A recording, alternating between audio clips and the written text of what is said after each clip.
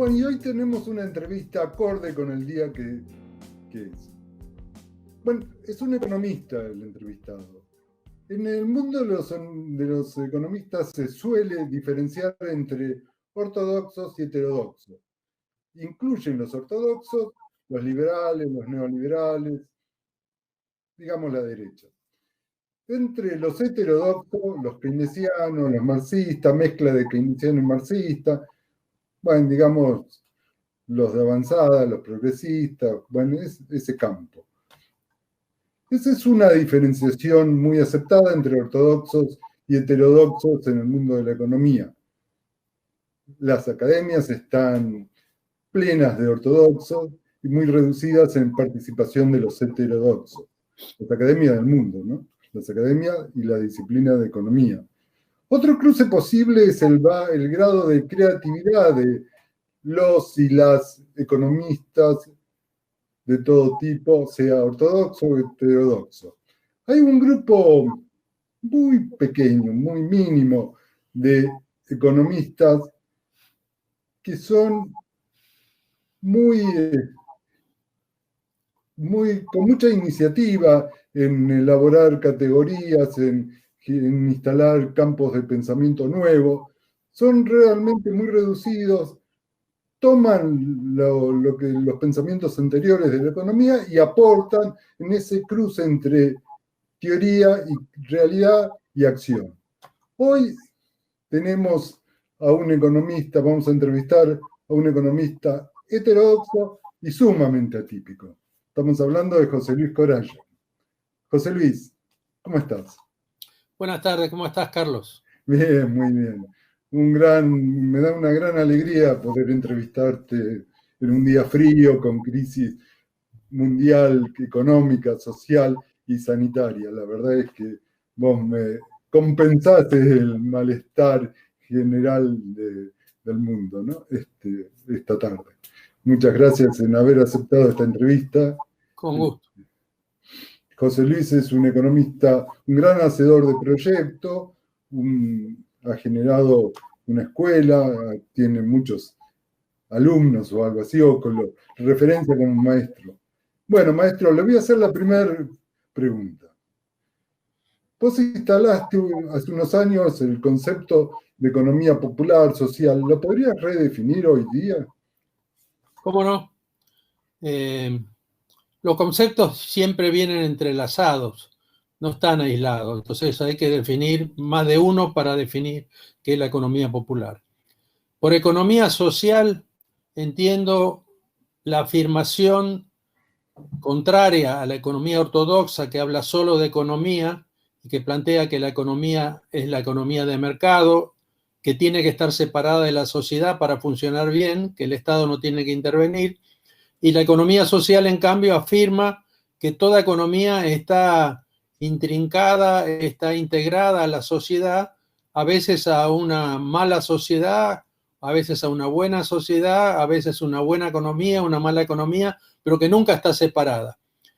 Y desde el punto de vista de la economía social que propugnamos, hay que agregar un principio ético y que hablamos de una economía donde la sociedad construye un sistema material base de la vida que tiene como objetivo la resolución de las necesidades, de las condiciones de vida de todas y todos.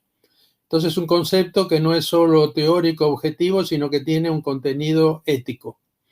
Y solidaria, la palabra solidaria la agregamos para decir esa buena economía para producir la base de una buena sociedad tiene que tener un componente muy alto de solidaridad, a diferencia de la competencia individualista que propugna la economía ortodoxa. Ahora, para definir mejor la economía popular, los conceptos también tienen historia. Entonces, tengo que irme un poquito atrás al siglo XIX, cuando la naciente clase proletaria tenía que defenderse del capitalismo salvaje. Y hubo varias propuestas. Estaba la propuesta de los utopistas, de Owen, de los pioneros de Rochdale, que tenía que ver con la formación de trabajos cooperativos, de comunas cooperativas, y que siguió a lo largo de la historia y que hoy desemboca en lo que llamamos el cooperativismo. No voy a hacer la historia completa de esto, y que coexistía con Marx, que por un momento tenía una visión negativa de esa salida y después empezó a valorarla. Estaba, por supuesto, la propuesta de Marx, que era la constitución de una clase obrera con conciencia de sí misma y que iba a desarrollar las contradicciones del capital y finalmente ser la clase que iba a representar a lo común, a la defensa de la humanidad. Esa línea lleva al sindicalismo, lleva a las propuestas de la socialdemocracia de una clase obrera con derechos dentro de una sociedad capitalista y que desemboca hoy en el sindicalismo, en la clase de lo que se llama el trabajo formal, el trabajo asalariado con derechos. Y después hay una parte de la clase de los despojados de la tierra, de los campesinos expulsados hacia las ciudades, que no se llegó a integrar y que históricamente ha ido creciendo en América Latina al punto de ser llamada ya no ejército industrial de reserva, sino clase sobrante, sobrepoblación, que el capitalismo no necesita y que hoy en día es una parte muy importante de la población económicamente activa o que quiere ser activa y que es una población precaria con empleos muy parciales de muy poco tiempo, ingresos muy bajos, y que ha sido llamada incluso por los organismos internacionales economía informal, definida por la negativa. Esto está siendo superado al hablar de economía popular. Para mí, economía popular es el conjunto de estas tres vertientes. Es el trabajador asalariado, son los cooperativistas y mutualistas organizados, y es también esta masa de trabajadores que no han logrado insertarse formalmente en el sistema. Todos estos tienen en común que son trabajadores.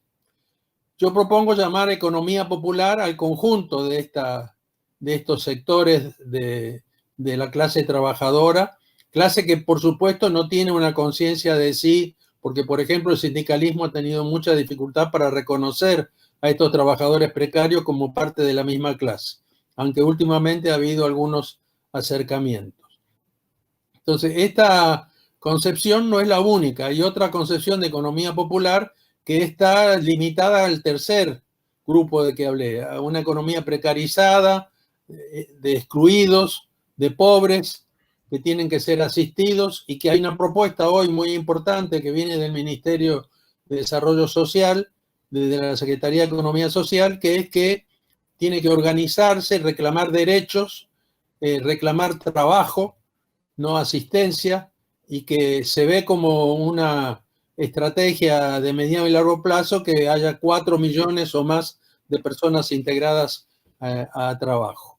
Entonces, esa versión es mucho más limitada, digamos, sociológicamente que la que yo propongo. Y además está faltando una cosa, y es que en general la clase, todos los sectores de la clase trabajadora se reproducen primariamente en la unidad doméstica, en la familia, en la comunidad. Y ahí aparece otra forma de trabajo muy importante, que es la economía del cuidado, la economía de las trabajadoras que en las familias reproducen la fuerza de trabajo.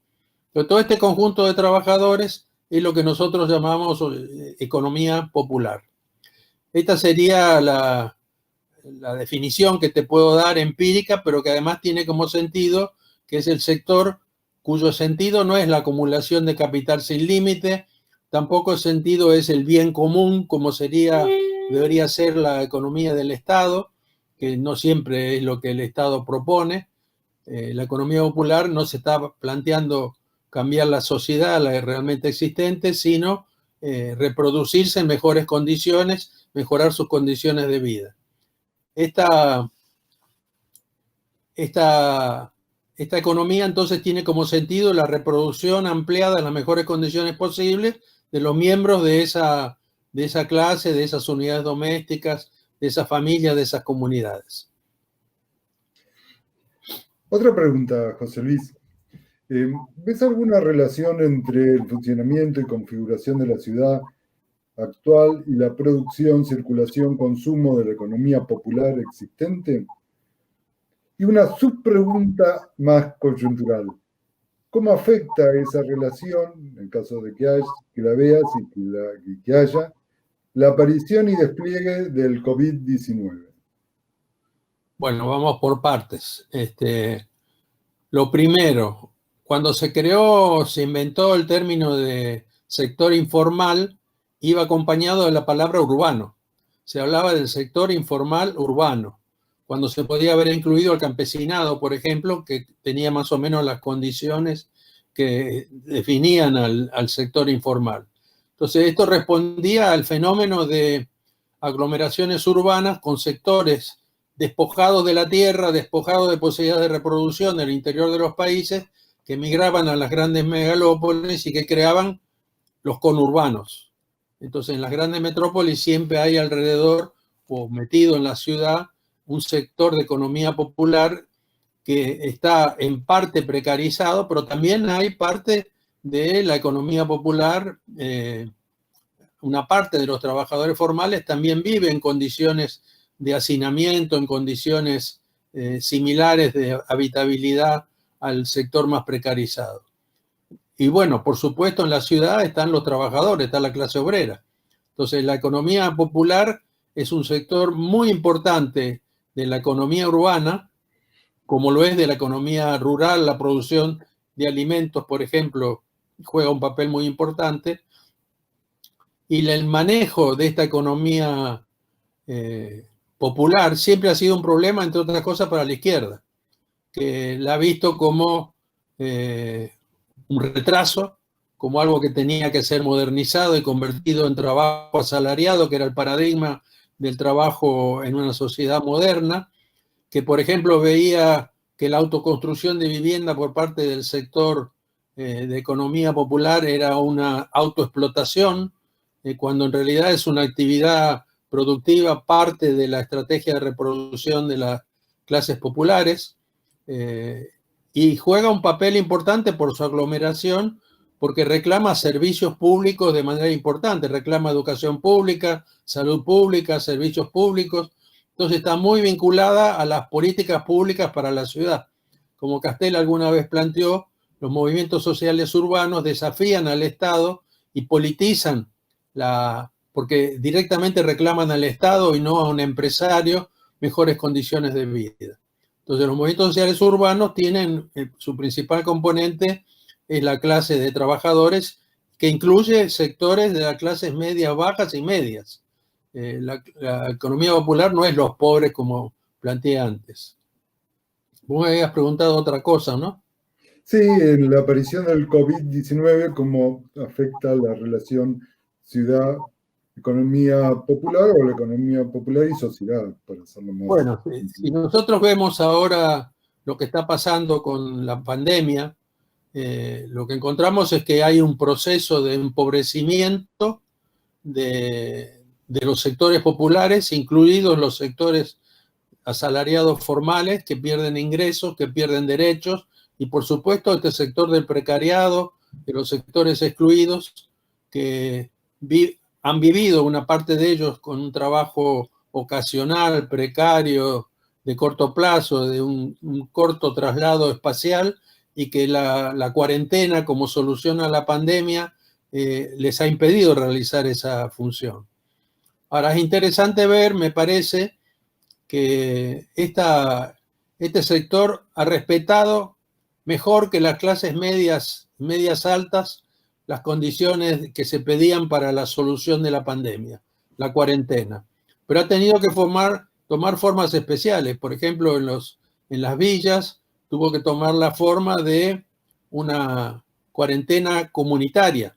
No podía ser una cuarentena donde el infectado iba a tener un cuarto separado o cosas por el estilo. Además, jugaron un papel muy importante, entiendo, en organizar la detección de las personas infectadas y el seguimiento de los que tenían que ser puestos en cuarentena, que es un papel que jugaron que es un papel público, pero que lo asumieron ellos de manera solidaria, comunitaria. Entonces mostraron el lado solidario posible de la economía popular, que en principio no es solidaria por sí misma. Eso sería un poco lo... Bueno, y eso ayudó a mantener la cohesión social, que hubiera sido si no estuvieran estos sectores organizados. Bueno, la última pregunta, José Luis. Si no me la querés contestar, como aprendí de vos, soy bueno, muy bueno, no me la contesté y te hago otra pregunta. ¿De qué querés hablar, José Luis, en la última pregunta? Ahí tenés el espacio para que hables. Qué libertad de expresión que hay. Sí. Y bueno, me imagino que siguiendo la secuencia hay que hablar de la pospandemia, hay que inventar algo sobre la pospandemia, porque no hay para nada certidumbre de lo que va a ser. Pero ahí me gustaría afirmar, se ha dicho, por ejemplo, que de aquí va a surgir una sociedad más solidaria.